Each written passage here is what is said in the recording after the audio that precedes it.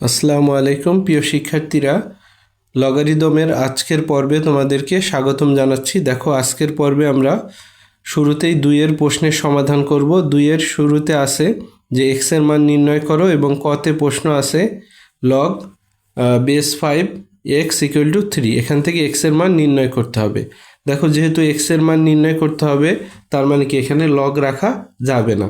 তাহলে লগ কিভাবে উঠানো যায় সেটাই হচ্ছে এখানের আলোচ্য বিষয়। একটু মনোযোগ দিয়ে খেয়াল করবে। এই প্রশ্নটা পারলে এর সাথে জড়িত যে খ এবং গতে আরও দুইটা প্রশ্ন রয়েছে সেগুলোর সমাধানও তোমরা সহজেই পেরে যাবে আশা করি।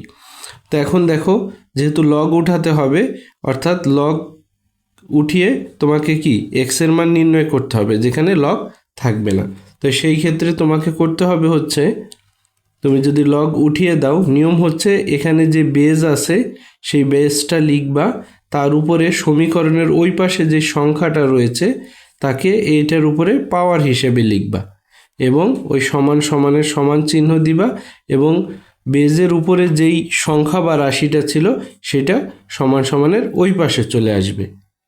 দেখো, আবারও বলতেছি, তুমি যদি এই লগের রাশি থেকে সূচক অর্থাৎ এক্স এর মান বের করো, তাহলে নিয়মটা হচ্ছে লগের যেই বেজটা আছে সেটা আগে লিখবে, এই বেজের উপরে ওই সমান সমানের ওই পাশে যে সংখ্যাটা আছে সেটা কি এই বেজের উপরে লিখবে, তারপরে সমান চিহ্ন দিবে এবং বেজের উপরে যেই এক্স ছিল তাকে কি সমান সমানের ওই পাশে লিখবে এবং অবশ্যই লগ লিখবে না। তো বা দেখো, 5 কিউব মানে কি 5 × 5 × 5, 5×5 = 25, 5×25 কত হয় 125, মানে 125।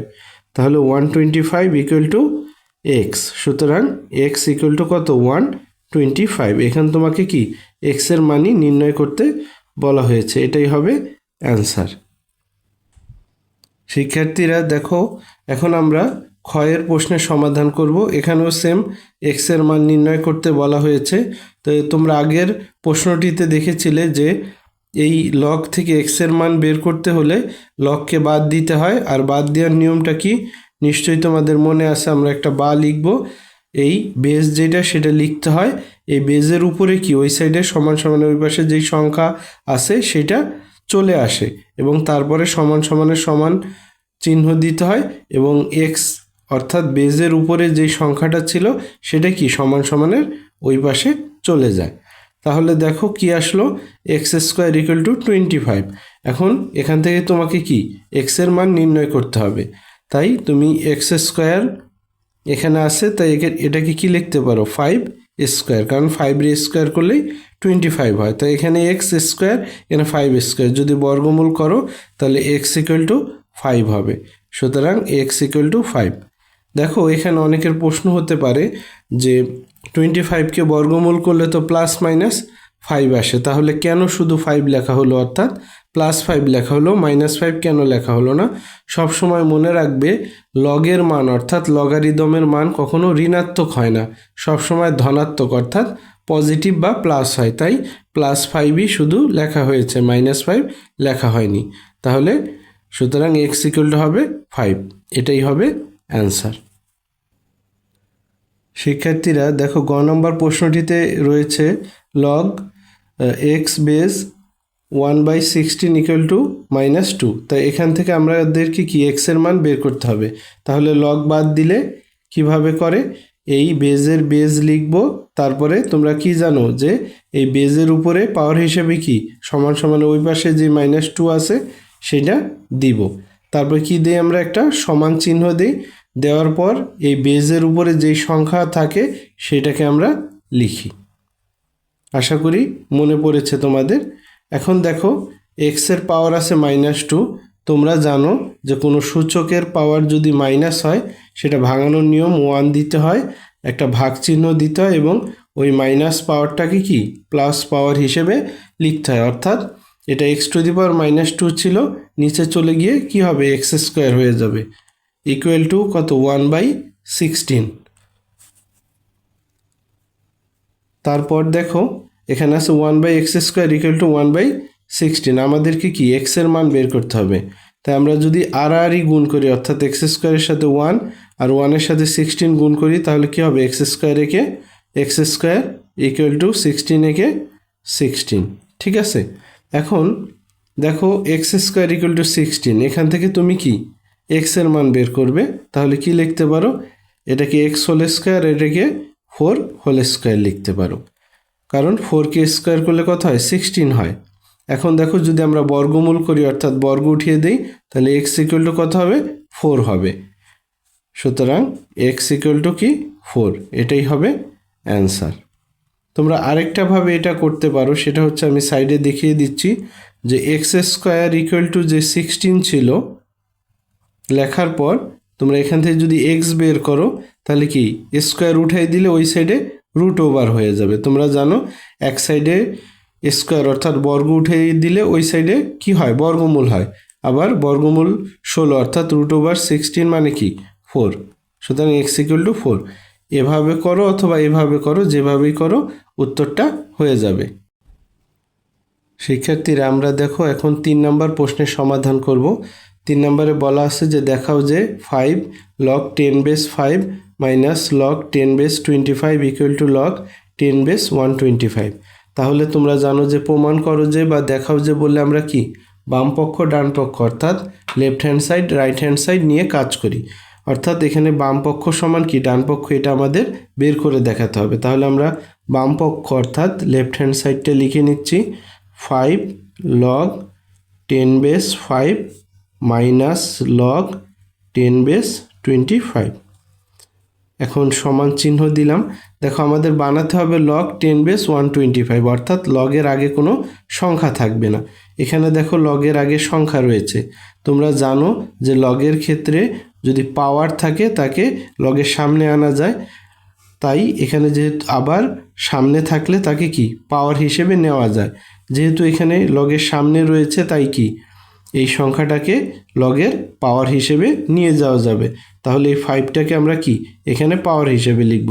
তাহলে হবে log 10 বেস 5 এবং এই 5টা কি 5-এর মাথায় পাওয়ার হিসেবে যাবে।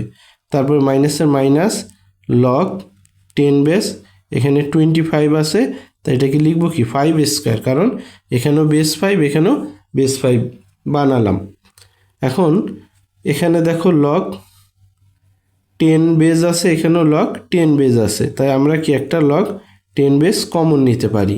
কমন নিলে log 10 বেজের উপর যেটা আছে সেটা লিখব, আর মাইনাস থাকার কারণে সেটা ভাগ হয়ে যাবে। ভাগ হওয়ার পরে কি log 10-এর উপরে যা আছে 10 বেজের উপরে সেটা বসে যাবে। এটা কিভাবে হয়েছে দেখো, এটা একটা সূত্র আছে, সেটা হলো যে log m/n equal to log m minus log n।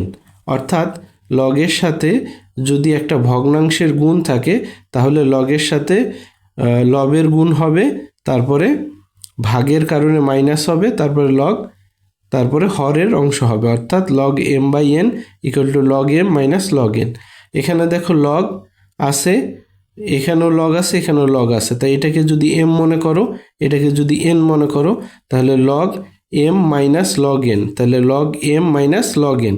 তাহলে সেটার পরিবর্তে কি আমরা এটা লিখতে পারবো, সেটা কি log লিখব, অর্থাৎ log লিখলাম। এখানে যেহেতু বেস ছিল না, এখানে বেস আছে সেটা লিখছি। তারপর কি m ভাগ n, অর্থাৎ m হিসাবে আছে এইটা এবং n হিসাবে আছে এইটা, অর্থাৎ এইটা ভাগ এইটা হবে।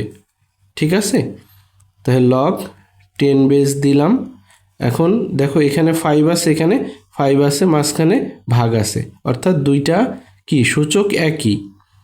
সূচক দুইটার ক্ষেত্রে আমাদের সংখ্যা কি একই, তাহলে সেই ক্ষেত্রে এই 5 আর এই 5 যদি আমরা কমন নিই, তোমরা জানো সূচকের ক্ষেত্রে দুইটা সংখ্যা একই হলে কমন নিলে এদের পাওয়ার, এদের মাঝখানে যদি ভাগ থাকে তাহলে পাওয়াররা কি হয় বিয়োগ হয়। অর্থাৎ দুইটা সংখ্যা মাঝখানে যদি ভাগ থাকে তাহলে একটা সংখ্যা কমন নিলে এদের পাওয়ারগুলো কি হয়ে যায় মাইনাস হয়ে যায়, অর্থাৎ প্রথমটার পাওয়ার লিখতে হয়, তারপর ভাগের জন্য মাইনাস দিয়ে দ্বিতীয়টার পাওয়ার লিখতে হয়।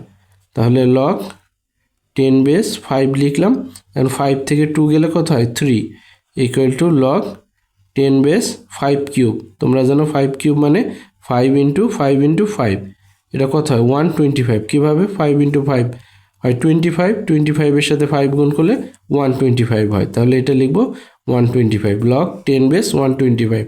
দেখো এটাই ছিল রাইট হ্যান্ড সাইড, তাহলে লিখবো equal to right hand side. সুতরাং আমাদের কি লেফট হ্যান্ড সাইড আর রাইট হ্যান্ড সাইড মিলে গেল। এখন লিখব দেখাইতে বলছে তাই শোড, বা বাংলায় যদি লেখো দেখানো হলো তাও হবে। শিক্ষার্থীরা আমরা এখন 3-এর খ নম্বর প্রশ্নের সমাধান করব। এখানেও বলা আছে যে দেখাও যে log 10 বেস 50 ভাগ 147 equal to log 10 base 2 plus 2 log 10 base 5 minus log 10 base 3 minus 2 log 10 base 7। তো এখন দেখাও যে মানে এটা লেফট হ্যান্ড সাইড আর এটা রাইট হ্যান্ড সাইড, অর্থাৎ এটা করতে করতে আমাদের এটা দেখাতে হবে। তাহলে আমরা লেফট হ্যান্ড সাইডটা তুলে নিলাম, log 10 বেস 50 উপরে আর নিচে 147 অর্থাৎ 147। এখন দেখো log 10 বেস লেখার পর একটু খেয়াল করো রাইট হ্যান্ড সাইডে তোমাকে কত বড় একটা রাশি বানাতে হবে। এখন এটা কিভাবে সহজে বানানো যায়, এখানে আছে তোমার লবে 50, এখানে আছে কি log 10 base 2 plus 2 log 10 base 5, অর্থাৎ 50কে তুমি ভাঙাবে সহজে, সেটা এখানেই আকার ইঙ্গিতে বলে দেওয়া আছে। কীরকম দেখো log 10 বেস তো তোমার আছেই, তার সাথে আছে কি 2, অর্থাৎ 50-র পরিবর্তে তুমি লিখলে 2। তারপরে এখন 50 হতে কত গুণ লাগবে, 25 লাগবে, কারণ 2 × 25-এ কত হয় 50 হয়। সেটাও দেখো এখানে লগের আগে 2 আছে, তোমরা জানো আগের 2 কি পাওয়ার নেওয়া যায়, আগে যেটা থাকে সেটাকে পাওয়ার নিয়ে যায়, তাহলে পাওয়ার নিলে কি হবে 5² তাহলে 5² মানে কি 25, অর্থাৎ 50-র পরিবর্তে আমরা লিখলাম 2 × 25। এখন 147 কিভাবে ভাঙাই, দেখো 147 যেহেতু ভাগে নিচে, তাই কি তোমরা জানো ভাগ থাকলে লগের মাইনাস হয়, তো এখানে কি আছে log 10 বেস 3, অর্থাৎ 147-এর পরিবর্তে আমরা 3 বসাবো। তারপরে কি আছে 2 log 10 বেস 7, অর্থাৎ এই লগের আগের 2টাকে যদি 7-এর উপরে চিন্তা করি তাহলে কত 7² মানে কি 49। তুমি দেখো 49 আর 3 গুণ করলে কত হয় 147, অর্থাৎ এই যে সংখ্যা উপরে 2টা নিচে 2টা পেলাম, সেটা কি আমাদের কি বানাতে হবে সেটা থেকে আমরা ভাঙিয়ে নিলাম।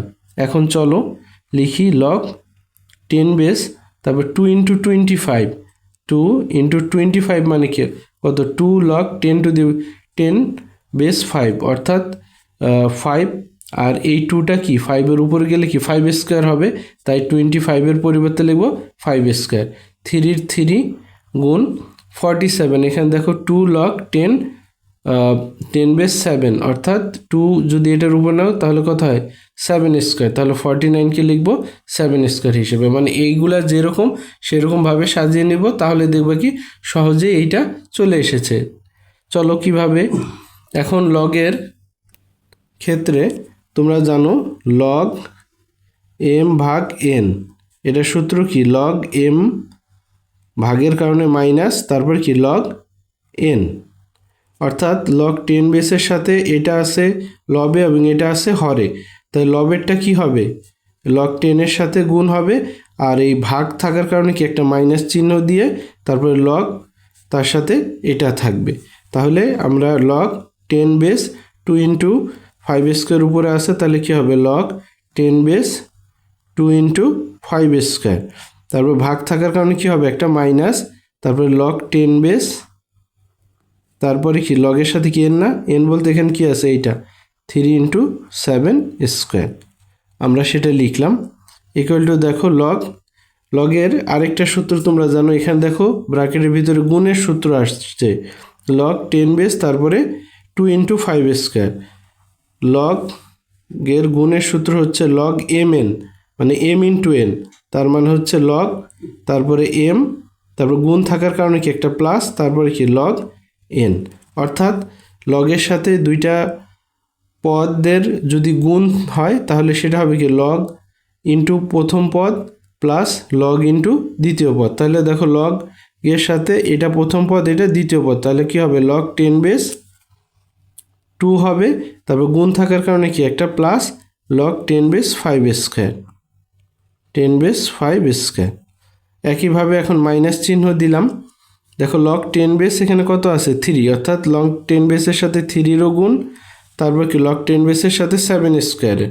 তাই যেহেতু মাইনাস আছে আমরা একটা ব্র্যাকেট দিয়ে নিই যাতে সমস্যা না হয়, কারণ মাইনাস থাকলে কি চিহ্ন পরিবর্তন হয়। তাহলে লগ 10 বেস এটা কত হবে 3, আর গুণ থাকার কারণে কি প্লাস লগ 10 বেস 7 স্কোয়ার। কারণ তোমরা জানো লগের সাথে দুইটা গুণ হলে কি লগের সাথে প্রথমটা, তারপর গুণ থাকার কারণে প্লাস, তারপর লগের সাথে দ্বিতীয়টা বসে। এখন দেখো লগ 10 যা আছে লিখলাম, লগ 10 বেস 5 তার উপরে স্কোয়ার আছে। তাহলে তোমরা জানো কি লগের ক্ষেত্রে স্কোয়ারটা কি সামনে চলে আসে, তাই এটাকে সামনে লিখে নিলাম। তাহলে 2 লগ 10 বেস 5 মাইনাস, এখন কি মাইনাস দিয়ে কি দুইটাকেই গুণ, তাহলে লগ 10 বেস 3টা কি প্লাস আছে সেটা কি হয়ে যাবে মাইনাস হয়ে যাবে। তারপরেরটা কি প্লাস আছে, মাইনাস থাকার কারণে প্লাসে মাইনাসে মাইনাস লগ 10 বেস 7 স্কোয়ার।